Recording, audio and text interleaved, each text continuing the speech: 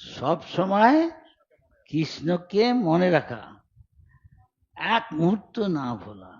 সব যা কিছু কিছু রান্না করছি, কৃষ্ণ খাবে না, এমন করে রান্না করবো জানি কৃষ্ণ খেতে ভালো লাগে। কৃষ্ণ কি খেতে ভালো লাগে? পায়েস। পায়েস মানে যে পায়েসটা কি হলে ভালো লাগবে কৃষ্ণ? ঠান্ডা হলে ভালো, এখন দেবো না, ঠান্ডা হবে। তাও জানি একটা লোক শুধু মনে মনে করি, কেননা ভক্তিতে কোনো বাধা নেই, কেউ আমাকে বাধা দিতে পারবে না আমি যদি ভগবানের ভক্ত হতে চাই। কেউ না, আমি ধনী দরিদ্র গরিব, আমি অন্ধ খঞ্জ কালা, হ্যাঁ, নির্ধন, কিছু না।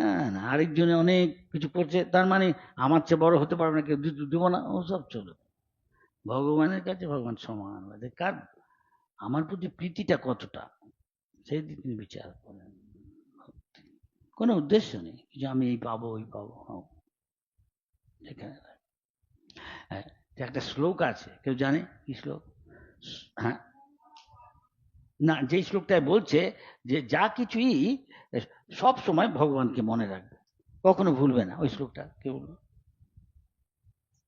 স্মর্তব্য, সবাই বলুন। স্মর্তব্য সততং বিষ্ণু, বলুন। হ্যাঁ, বিসর্তব্য ন জাতুচিত, এক মুহূর্তে ভগবানকে ভুলে চলবে না।